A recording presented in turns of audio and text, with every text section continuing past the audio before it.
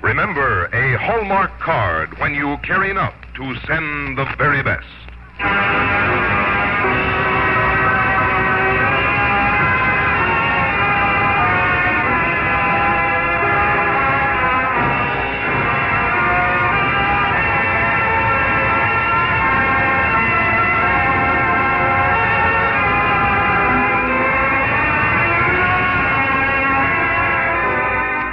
Tonight from Hollywood, the makers of Hallmark cards bring you Irene Dunn in January Thaw on the Hallmark Playhouse.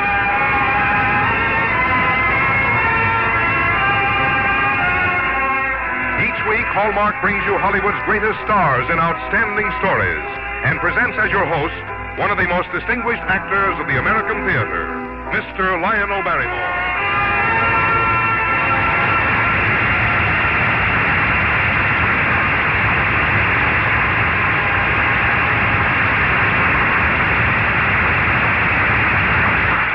Good evening, ladies and gentlemen. This is Lionel Barrymore. Tonight, we bring you the story of a young couple who fall in love at first sight with a farmhouse in New England, as we present January Thaw by Bellamy Partridge and William Roose. The name of this particular farmhouse was, quaintly enough, Lazy Corners, and it dates back to the days of George Washington. As a matter of fact, the farmhouse in our story was modeled after Bellamy Partridge's own house in Easton, Connecticut.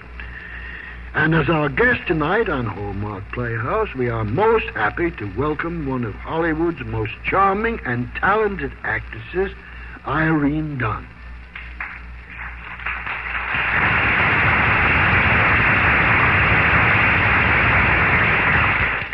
And now, here is Frank Goss from the makers of Hallmark cards. When you want to remember your friends, there's one way to be sure the card you send receives an extra welcome. Look for that identifying hallmark on the back when you select it. For words to express your feelings and designs to express your good taste, let the hallmark on the back be your guide. For that hallmark tells your friends you cared enough to send the very best. Lionel Barrymore appears by arrangement with Metro-Goldwyn-Mayer, producers of Above and Beyond, starring Robert Taylor and Eleanor Parker with James Whitmore. And now here's the first act of January Thaw, starring Irene Dunn.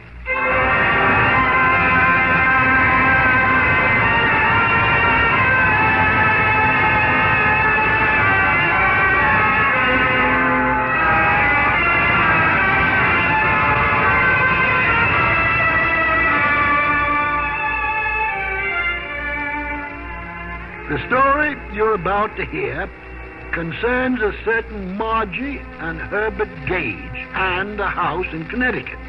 The Gages had been house hunting for months with no results at all, and then all of a sudden, one Sunday afternoon, they drove around the corner, and there it was. Just the house they'd been looking for. Coming up the hill, you don't see the old house all at once. You get a little bit at a time. So instead of being suddenly overwhelmed, you succumb gradually. The house is just the color of the rich Connecticut countryside. It was built originally for a tavern. It stands close by the roadside beneath the sprawling branches of a giant maple. Side by side, the house and the tree have grown old together. They've taken the buffetings of 2 full round centuries, or maybe a little more. The moment Herbert and I saw it, we felt we'd reached the end of our seeking. We had come home at last. Now, Mr. Gage, Mrs. Gage, as an honest real estate agent, I have to tell you there's no point in getting out of the car here. You wouldn't want this house. Herbert, what do you think? Well, you couldn't live in this place. It's in ruins. Now, I've got 3 other places to show you that Mr. are... Spindle, why are you trying to keep us from looking at this house? Isn't it on your list? Oh, it's on my list, all right, and there'd be a good commission in it for me if I sold it to you. But you wouldn't buy it, so why waste the time? Oh, what's the matter? Is the price too steep? No, the price is all right, but there's a flaw in the title. Well, what is it? Oh, Herbert, let's not sit here all day arguing. Let's look at the inside and see what we think of it. Well, all right, let's look at it. The house was perfect. Oh, it had fallen on some evil days. There's no question about that. It needed repairs. It needed painting. But there were huge hand-hewn timbers and a big, expansive hot-warming fireplace. And there were floorboards with wrought iron nails that had heads as large as pennies. Each room had its own character, its own individuality. I wandered happily in and out of them, mentally arranging furniture, putting up drapes, lighting fires. I picked the room that would be for Herbert and me, the room for our 10-year-old daughter, Sarah, and the guest room. Well, I can certainly see by your face that you like it. Oh, Herbert, I love it. I never dreamed we'd find anything so wonderful. And now, look here, I don't like to keep striking the one sour note, but this house has a flaw in the title. Well, what is the flaw? Well, sir, old Jonathan Rockwood sold this property to the power company. Now, the power company wasn't interested in the house. All they cared about was the 100-odd acres of land back there, lots of water on it. Well, old Jonathan wouldn't sell unless they bought the house, too. And furthermore, reserved for him and his wife the right to live here as long as they live. Well, where are the Rockwoods now? Nobody knows. They took off from these parts about 5 years ago. Nobody's seen hide and hair of them since. Well, isn't there some place we could write them? They must have left some sort of forwarding address. If they had, the power company would have contacted them a long time ago. They've had more than one offer for this place. Yeah, it's a mighty pretty flaw, isn't it? You go a long way before you find a better one. You mean if we bought this place without contacting the Rockwoods, they could come back and throw us out any time they wanted? Well, that'd be a matter for the law to decide. Well, we certainly couldn't buy it under those circumstances, could we, Margie? No, we couldn't.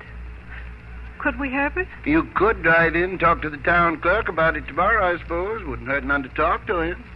No, I don't suppose it would hurt to talk to him. At least we'd know the situation, Herbert. All right.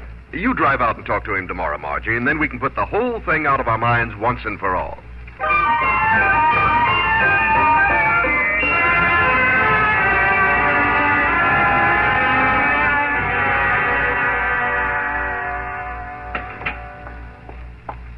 Is this the town clerk's office? There isn't any name on the door, but I was directed... Well, I'm the town clerk. What can I do for you, ma'am? Oh, was it you I spoke to on the phone? I'm Mrs. Herbert Gage. Oh, yes. You wanted to know about the records on the Rockwood place. Mm-hmm. Well, I have everything ready for you. Now, here's the section that gives the Rockwoods the right of tenancy. Oh, I see. Isn't there any way of clearing up a claim like this? Now, there's two ways. You can buy the old folks off, or you can wait for them to die. But what if we can't find them? Well, after a period of years, the law would declare them legally dead. You know, there's a nice little speculation here for some fella with nerve enough to take a gamble. The company don't want that house. They can't lease it because it's already under lease. They're not willing to spend the money to repair it. It's probably the only cheap colonial house in the country. And yet nobody wants to buy it. Yes, it would be a gamble, wouldn't it? Oh, the way I look at it, everything in life's a gamble, more or less. But I'll tell you what I'll do. I'll give you the name of the man over at the power company to talk to. Why, it wouldn't do any harm to talk to him. No, I suppose it wouldn't do any harm to talk to him. Why, no harm at all. Well, I guess that's the way things happen sometimes. You keep saying, there's no harm in going just this far, and each time you wind up a little farther out, and suddenly you're in over your head, and you find yourself doing perfectly insane things, like signing papers, and what's even more insane, signing checks. But we did it. Yes, sir, no pikers, we. We bought the land, the house, and the flaw. And I might add, the purchase price was the smallest part of the investment. The house was in complete disrepair, and to get it in order took most of the money we'd saved. But slowly, the house began to look the way I'd pictured it from the beginning. The carpenter, the painter, the glazier, the plumber came and went, and when the last of them had finally gone in early summer, the house was a home, our home. and Herbert sat in front of the big fireplace with his pipe. Well, I must admit the old place looks pretty good. Yes, I think it does myself. How do you like my new smoking jacket and my pipe? Dressing the part of the country squire. What about lighting that pipe? Well, I don't want to rush into anything. I thought I'd just hold it a few nights and get used to it. Oh, Herbert, isn't it beautiful? Our own home. After all those apartments, our own home at last. Our own fireplace. That cost $200 before it would burn a piece of kindling. Our own roof. Our own roof at $5 a shingle. Our own floor. Our own floor at $10 a square foot. Oh, Herbert. You know you're exaggerating. Listen, by the time I paid the man that drained the floor, and then the man that put in the new flooring, and then the man that sanded the new flooring, and the man that waxed the sanded new flooring, I'm not sure I got it even for $10 a square foot. Oh. Are you sorry you bought it? No, of course not. I'm just ribbing you. Even if I didn't love the house myself, and I do, the look on your face tonight's worth every penny of it. We're going to be happy here. I know we are. You're going to do your very best writing. And I'd better get busy on it before the first of the month. Herbert, I think it's time to plan a little housewarming. You know, just a few people we'd like to impress, like Mr. Harrison, your publisher, and your agent. All right. When would you like to have this housewarming? Well, the guest room's ready now. I thought we might invite Mr. Harrison out for next weekend and maybe have a little party for him on Saturday night. Okay. We seem to be well settled now. Let's give a party.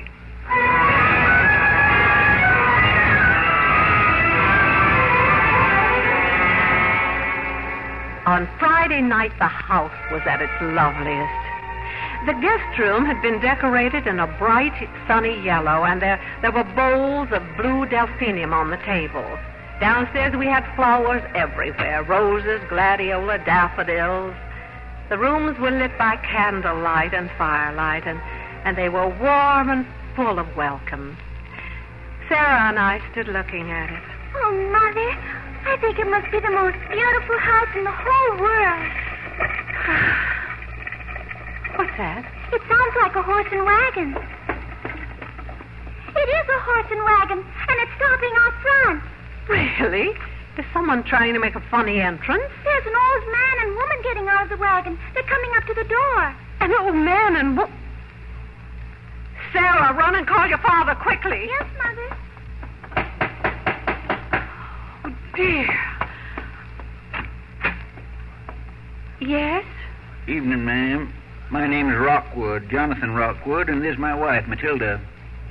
Rockwood? Yes, ma'am. This is our home. We live here. Did you want me, Margie? Herbert, this My name's Rockwood. I'd like to know how you happen to be occupying this property. Well, we own it. That's how we happen to be occupying this property. Where'd you buy it from? the power company. You mean to tell me the power company sold you this property free Look, and clear? I'm sure we can reach some sort of a settlement. If you'll just come back on Monday, we can all sit down together, and then we'll see what we can work out. You see, right now, we're expecting guests. We aren't aiming to go anyplace else. We're aiming to stay right here. But you can't stay here. We haven't any place to put you. You aren't shoving us out into the night. We got rights and we got papers to prove them, and possessions 9/10 of the law. Come on, Matilda, let's go upstairs and get settled. Herbert! Now, see here, you can't do... Oh, but you can, can't you? We'll just take the blue bedroom. That's the one we've always used. Well, the blue bedroom isn't blue anymore. It's yellow now, and it's a guest room, and you can't sleep in there. We have guests coming. All right, we'll accommodate you by taking the front bedroom. But that's our bedroom. Mother, there's a car turning in the driveway. I think it's Mr. Harrison. Oh, Herbert, what do we do? Well, you greet the Harrisons, Margie. I'll go out and see about putting up a couple of cots in the barn. And you'd better move that horse and wagon from out in front of the house. Oh, dear, what are we going to do? Shall I open the door for the Harrisons, Mother? Yes, open the door, Sarah. There's nothing like having a little house in the country, is there? Nothing like having a little house in the country. Particularly when you find you don't have it.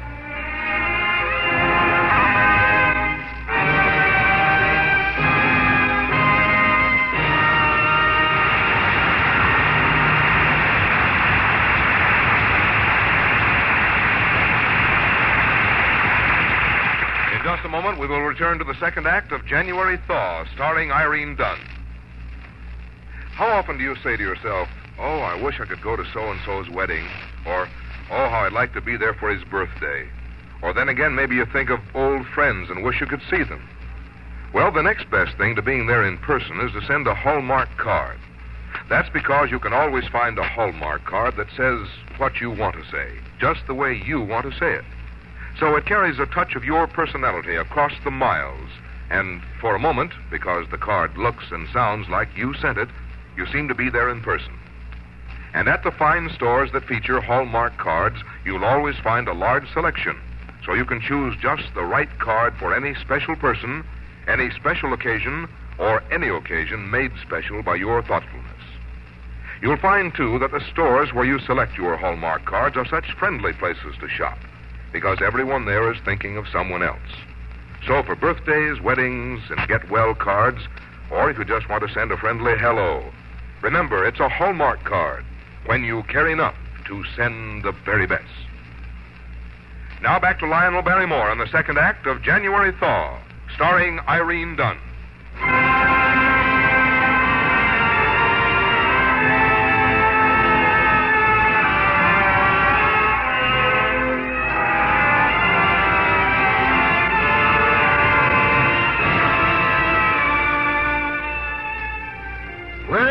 The Gages certainly had their troubles during the days that followed.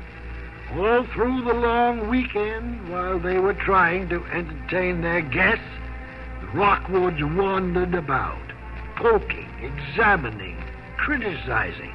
They slept in the Gages' bedroom, ate the Gages' food, and completely made themselves at home. Oh, the weekend was a perfect nightmare. And the first thing Monday morning, as soon as everyone had gone, we phoned our lawyer, Mr. Loomis. He drove out, and right after lunch, he went into the living room for a conference with the Rockwoods. Herbert and I waited anxiously for him. He was only with them a few minutes, but it seemed like hours before he came out. Well, Mrs. Gage, I'm afraid the Rockwoods aren't interested in selling. You mean they just expect to take this house over after we put all our money in it? Do they think they're going to throw us out? Well, now, the picture isn't quite as dark as that. They can't throw you out. There's nothing in their papers that guarantees them any exclusive right to live here. In the eyes of the law, you have just as much right here as they have. Well, that's a big help. You mean we can all just settle down and be one big happy family? Well, temporarily at least. Oh, but that's impossible. Well, Mr. Gage, it's either that or move out. Well, we're certainly not moving out. We'll hold this fort if it takes all summer. That's right, Mrs. Gage. And don't shoot until you see the whites of their eyes. What's that? What sounds like someone's moving the furniture upstairs. It certainly does. What's going on up there? We're just moving your bedroom furniture out in the hall, Mr. Gage. We're bringing our own bed and bureau down from the attic. Mr. Loomis, can they do that? Can they dismantle the house? Well, I guess as joint tenants, they have a right to their own furniture, too. Well, this looks like the beginning of a long, hard campaign.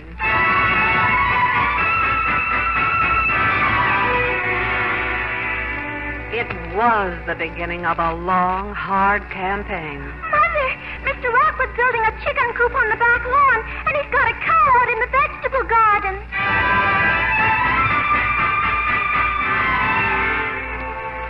Every day it was some new aggravation. Miss Gage, my wife caught a heel in that stair carpet and almost had a bad fall. If you don't take that carpet up, you may have a damage suit on your hands.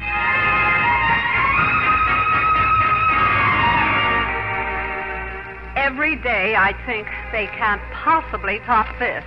But somehow they always did. Margie, do you know what the Rockwoods did while we were in town? They moved all my things out of the study, and they've got an old kitchen stove in there, and they're going to cook in there from now on.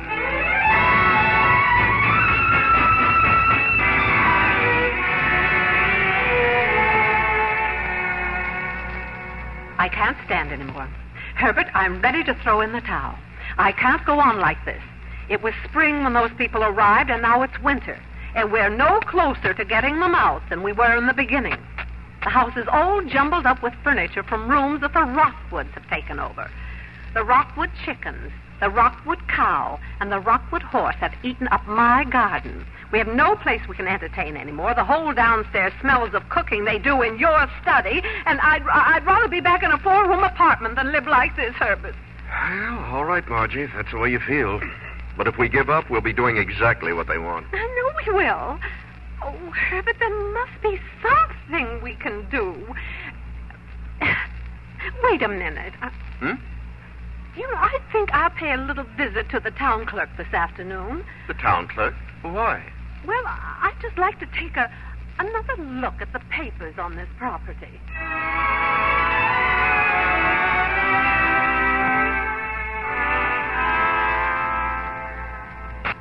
Well, you finding what you want, Mrs. Gage? Yes. I think I have found what I want. May I take these papers into the sheriff's office? Well, as long as you don't take them out of the building. Thanks.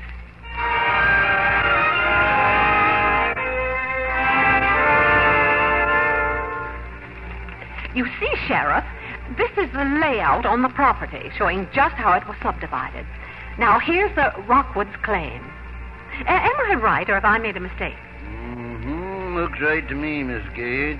I think I'd better take a ride out to the house with you and talk to the Rockwoods.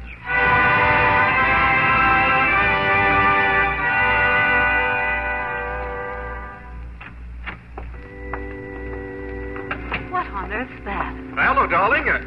Hello, Sheriff. Afternoon, Mr. Gage. Herbert, is that an organ going? Yes, it's that old organ that was up in the attic. Jonathan dragged it down and put it in their bedroom. I have an idea Matilda plans to treat us with a little concert every day. Well, she'd better revise her plans a little. Darling, we found the flaw in the flaw. What do you mean? She means that the Rockwoods are not fellow tenants after all, but trespassers. You're kidding. No, I'm not. It's all in the papers, but none of us thought to check them. Listen, Herbert. The power company divided this whole property up into parcels, and each parcel is numbered. And the parcel that the Rockwoods reserved the right to live on isn't the piece with the house on it at all. It's the pasture lot halfway down the hill. Yeah, but wait a minute. I thought if both parties made a mistake, it could always be corrected. As between the parties, yes. But not to the prejudice of a third person who has purchased for value, which is your status in the case. Well, then, Sheriff, come on. Do your duty.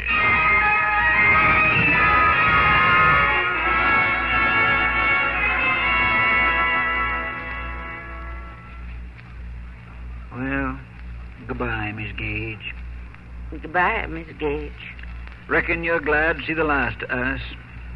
Oh, no, I don't feel that way at all. Well, I'd be glad to see the last of you if the shoe was on the other foot. Well, put the bags in the wagon, Jonathan. Let's get moving. Look, I've been thinking about this whole situation. Where will you go now? Oh, we'll make out all right. We always have. Are you going to be able to put up some sort of house on your piece of land? We've been thinking of it. Well, you know, we've made a very nice apartment over the garage, and if you like to stay there in the meantime... Oh, thanks. We only want what's coming to us. We don't want no charity. Well, it wouldn't be charity. You could sort of oversee the property, help with the garden and things like that until you got going on your own. Well, what do you think, Jonathan? That wouldn't be charity, would it? No. We'd be earning our way. All right, Miss Gage, as long as you insist. Do you insist, Miss Gage? Of course I insist. From now on, we're going to be just one big, happy family. And so the Rockwoods moved into the apartment. We put the house back to rights again, and all was almost as it had been before. Well, my study's a study again. Carpet's back on the stairs. Got our own furniture back where it belongs. And I'm back in my smoking jacket with a pipe. A country squire again. Everything turned out pretty well after all, didn't it, darling? Mm-hmm. I noticed you were down helping Jonathan on his house this morning. Mm-hmm. And, Matilda was up showing you how to make piccalilli, wasn't she? Yes, she was. You know, the Rockwoods turned out to be very good neighbors after all. We're turning into good neighbors, too. I think you're right. You know, Herbert, they didn't just turn out to be good neighbors, and neither did we. This wonderful house showed us. Oh, Herbert, I do love this house.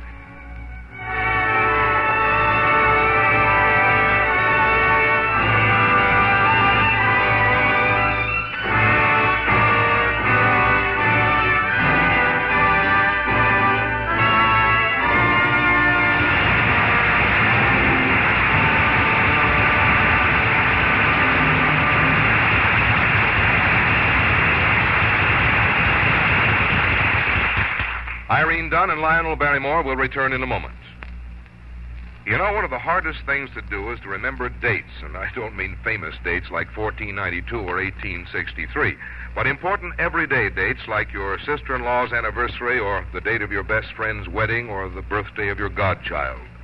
Yes, dates that upset us so when we forget them. Well, if you've made a resolution this year of 1953 to remember all these dates, the fine stores that feature Hallmark cards have a present for you. A present that makes it easy to be thoughtful all year long. It's a Hallmark date book for 1953. With this handy purse-sized calendar booklet, you can jot down under the appropriate dates all the occasions you want to remember. Then just check your Hallmark date book every week. There's also room in front of the date book for names and addresses, and there are lists of birthstones and flowers for each month, as well as the type of gift to send each wedding year. And remember, you can get your Hallmark date book as a gift from the fine store where you buy your Hallmark cards, as a token of their friendship. Here again is Lionel Barrymore. Irene, that was just plain delightful. Why, thank you, Lionel. I'm delighted to start my year off with an appearance on the Hallmark Playhouse. You know, Irene, you continue to amaze me. You're such a busy and versatile actress, comedian, dramatic star, singer. You're one of the best-looking gals I ever will. And yet, you still find time to be one of our most civic-minded citizens. You're a marvelous representative of our town.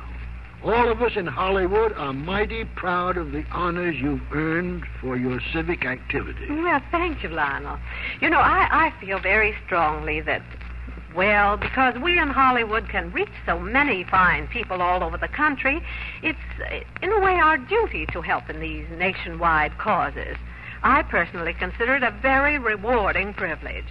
And, well, it's the friendly thing to do. Mm-hmm. Of course, I don't have to tell all of you on the Hallmark Playhouse how to be friendly, because that's exactly what Hallmark cards help people do every day in the year. Oh, by the way, Lionel, I'd love to have one of those Hallmark date books. Oh, that's a very easy wish to grant, Irene. But I'll see that you get one. Say, what's all this I hear about your growing money on trees? Well, that's just on the screen, unfortunately. Oh. It happens in my new film. It grows on trees. Oh, well, I'll certainly be looking forward to seeing it. And I'll be looking forward to listening to Hallmark Playhouse next Sunday. Who's your guest going to be? Our guest will be Ruth Hussey, and our story is a charming one by Mary Bard entitled 40-Odd. Our Hallmark Playhouse is every Sunday. Our producer-director is William Gay. Our music was composed and conducted by David Rose. And our script tonight was written by Gene Holloway. Until next Sunday, then, this is Lionel Barrymore saying good night. Look for Hallmark cards that are sold only in stores that have been carefully selected to give you expert and friendly service. Remember, a Hallmark card when you care enough to send the very best. This is Frank Goss saying goodnight to you all until next week at this same time, when Hallmark Playhouse returns to present Ruth Hussey in 40-Odd by Mary Bard. And the week after that, Bellamy Partridge's Big Family, starring Fred McMurray, on the Hallmark Playhouse. This is the CBS Radio Network. This is KMBC, Kansas City, Missouri.